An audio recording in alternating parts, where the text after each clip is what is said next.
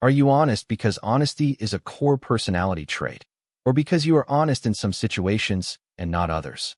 Walter Mischel challenged the entire field of personality psychology in 1968 by arguing that behavior is more situation-specific than trait theorists assumed. The debate restructured personality science.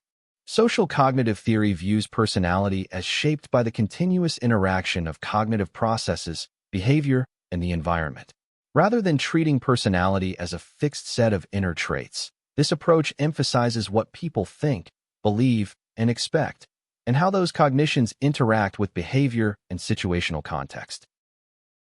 Albert Bandura's concept of reciprocal determinism holds that behavior, personal cognitive factors, and the environment mutually influence each other in a continuous bidirectional cycle. You are not simply shaped by your environment. You also choose and shape your environment, which then influences your behavior and cognitions. Causality runs in all directions simultaneously.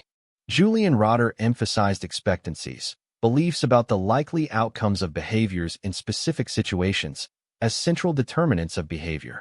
If you expect that studying will lead to a good grade, you study. If you expect it will make no difference, you don't. Expectancies are built from prior experience and generalize across similar situations.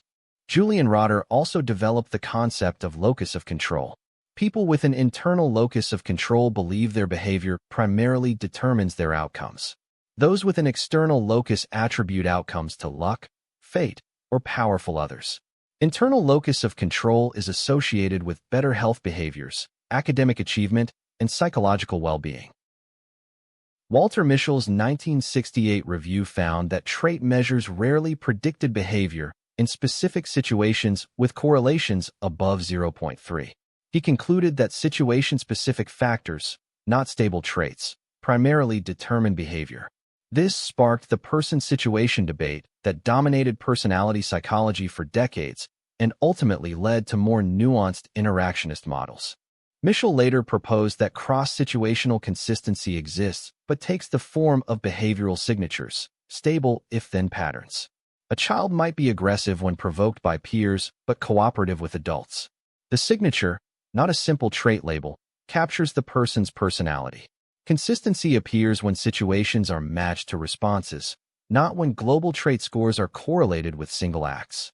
The resolution of the person-situation debate is interactionism.